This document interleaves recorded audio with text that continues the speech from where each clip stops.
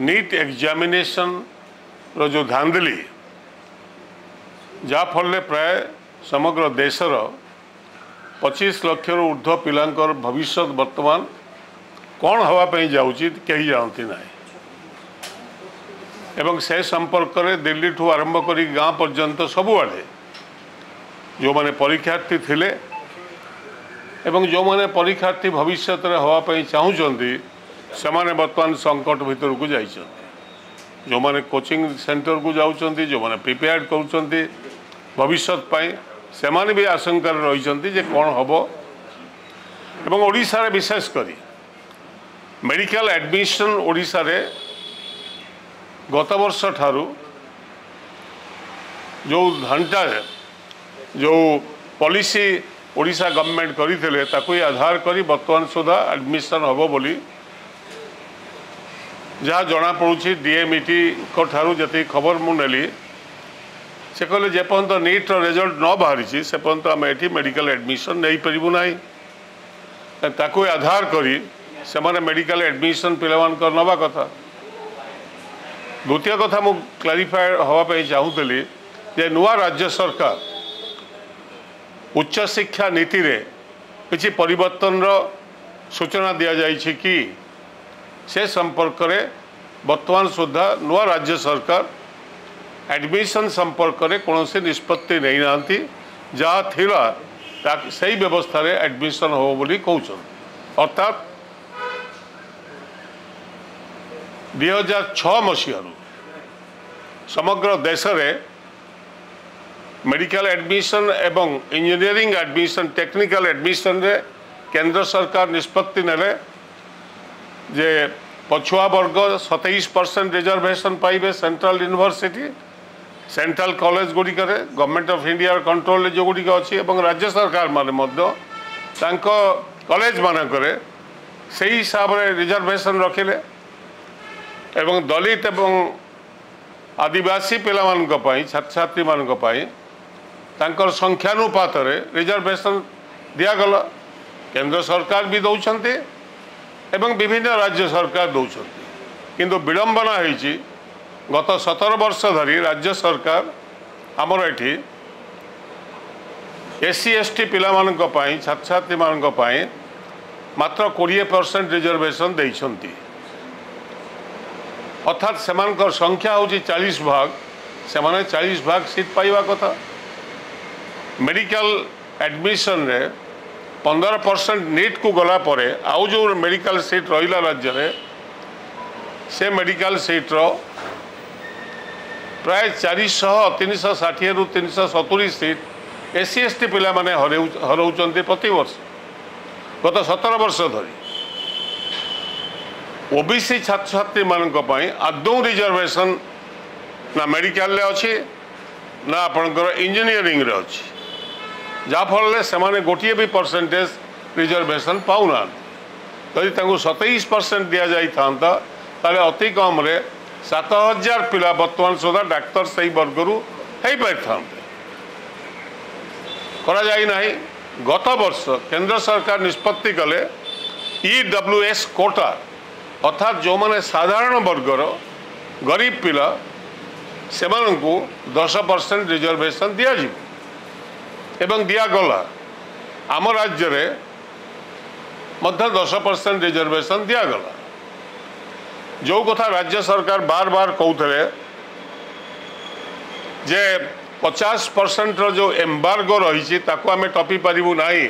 किंतु शिक्षा क्षेत्र से संपर्क नहीं केवल चाकरी क्षेत्र थिला किंतु एबे चाकरी एवं शिक्षा रे 10% लागू होला परे राज्य रे ऑटोमेटिकली 50% रिजर्वेशन जो रेस्ट्रिक्शन थिला से रेस्ट्रिक्शन को उठीगला तो राज्य सरकार गत वर्ष भी आम दाबी करूँ जे जदि 10% 6% जनरल कैटेगरी ओडिशा लोक संख्या होची लोक संख्यार मात्र 6% ओबीसी एससी बीसी एमाने होचंती 54 भाग लोक एससी एसटी होचंती 40 भाग अर्थात 94 भाग लोक रहिले सेमानक पई रिजर्वेशन मात्र रहिला शिक्षा क्षेत्र में मात्र 20% एससी एसटी मानक पई ओबीसी पई नील 6% 10% रहा रिजर्वेशन बोथ शिक्षा एवं चाकरी क्षेत्र में अर्थात मेडिकल सीट्रु से माने 200 सीट सीधा सड़क पाइले व्हेरेज ओबीसी छात्र छात्री माने 0 सीट पाइले एवं एससी एसटी पिला माने प्राय 360 सीट हरइले एवं हरई आसुचंती जेबेठू शिक्षा क्षेत्र में रिजर्वेशन आरंभ होईछि। एणुक मोर दाबी है नुआ सरकार निकट में तुरंत राज्य सरकार गत काली मो मुख्यमंत्री को एक पत्र लिखी से पत्र कॉपी आपण मान को देइछि एवं से कही जे ये हूँ वस्तुस्थिति एवं जेहेतु राज्यर जड़े मुख्यमंत्री नुआ करी बीजेपी क्षमता को आसला परे आदिवासी वर्गर मुख्यमंत्री बाछी मु भावुची एवं से भी विधानसभा विरोधी पक्ष बेले ए कथा को बार बार कही विधानसभा जे कहीं दिज्व ना एवं एबे जी सोशल जस्टिस मंत्री होती नवरंगपुर मान्यवर एमएलए सी भी से कथा को बर्तमान बार बार से कथा विधानसभा उठाई किंतु जेहेतु बर्तमान दायित्व कलम लोके हाथ में देती मु भावुची तुरंत एडमिशन पूर्व ए संपर्क में से निष्पत्ति नेबे डीएमईटी को जनइबे एवं जेतेबेले नीट संपर्कीय समाधान रास्ता किसी यदि बाहरी पारे कि आउ थे परीक्षा हो पारे जहाँ भी हो अर्थात ओडिशार एससी एसटी एवं पछुआ वर्गर पिला माने तांकर न्याय पाइबे सांविधानिक अधिकार पाई परिबे सेथिपाई ये एक बड़ समस्या राज्य में प्राय 5100 अनुसूचित जाति एवं अनुसूचित जनजाति छात्र छात्री माने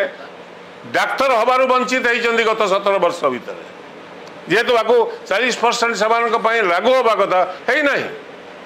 ठीक से ही 7000 छात्र छात्री डाक्तर हेबारू ओबीसी वर्गर वंचित होती कौन पाए कौन 6% सबुजाक डाक्तरी शिक्षा को नहीं जीवे एवं इंजीनियरिंग शिक्षा को सही पिला माने केवल छात्र छात्री तार भर बाहर अन्य माने तार सुजोग पाइबे नहीं जोड़ा तांकर संवैधानिक अधिकार ए कथा को मु बार बार कही मु आशा करी मोहन माझी जे नुआ मुख्यमंत्री आमर होती जो वर्गर से आसछंती से वर्ग प्रति एवं वंचित वर्ग जहाँ को से बार बार कही आसुचंती एवं तांके प्रति न्याय देवे एवं खूब शीघ्र कैबिनेट बैठक डाकी ए संपर्क में निष्पत्ति नेबे बोली मु आशा करुछि। मौलिक कथा है ये पिलामानकर भविष्य को सुरक्षित करवा यही वर्गर पिलामानकु डाक्तरी पढ़ार सुजोग दवा इंजीनियरिंग पढ़ार सुजोग दवा यही विषय में मु आपण मान दृष्टि आकर्षण करुछि कारण संख्या जार जेते भाग पाइब से मोर विश्वास ए नुआ सरकार आसला परे बिहार रे जेपरी जातिभित्तिक जनगणना करार मध्य जातिभित्तिक जनगणना को राज्य सरकार निश्चित भाव हाथ को नेबे एवं जो कथा से बार बार कही एपरिक भारतीय जनता पार्टी बिहार रे एक कथा को कर लगी सरकार से विरोधी पक्ष थे कि समर्थन देती ओडिशा कहीं करेंगे नहीं आशा करी जाति जनगणना करने संगे संगे ए संपर्क में तुरंत कैबिनेट बैठक डाकी ए संपर्क में तुरंत निष्पत्ति नेबे जहाँ आदिवासी दलित एवं पछुआ वर्ग छात्र छात्री मान भविष्य जो रास्ता खोली पारिब एवं से पिला माने कॉलेज मेडिकल पाठ पढ़ी पारिबे डाक्तर हो पारिबे एवं इंजीनियर हो पारिबे एति मोटामोटी कथा थिला अति कम रे संख्यानुपात रे देले 54% दबा जदि 27% जी अंदर सारा देश में चली केंद्र सरकार दौरान 27% दिंतु ना असुविधा कौन जदि 27% हक जो मैंने नीट रे जाऊँच नीट रे से रिजर्वेशन रही किंतु से नीट जो मैंने स्टेट रे आसुँच एडमिशन नापी से रिजर्वेशन नहीं ये की कथा जो पिला माने नीट रे सिलेक्ट हेले अन्य राज्य को गला बेले से हिसाब से रिजर्वेशन दिज्व किंतु ओडिशा कोटारे जो 1800 कि 1900 सीट रहा से मेडिकल सीट से कहीं से पाइबे नहीं अन्य सब राज्य दि अन्य सबू राज्य सरकार मान दौरान एटी कहीं देवे मु एक कथा बार बार पूर्व सरकार निकट में दाबी कर आपण मान बहु बार यही संपर्क में कही भी किंतु मु आशा करी जो नुआ डिस्पेंसेशन बर्तमान राज्य में सरकार को आसने अधिकार नेबे कारण आदिवासी दलित मानकर एवं पछुआ वर्गर पिला मानकर भविष्य को सुरक्षित करने से बार बार निर्वाचन सभा मान नेता मैंने कहते आज जे मुख्यमंत्री से बार बार विधानसभा एक कथा कहते अतीत तेणुक आशा करी ए संपर्क में तुरंत से पदक्षेप नेबे एवं इमिडिएटली कैबिनेट बैठक डाकी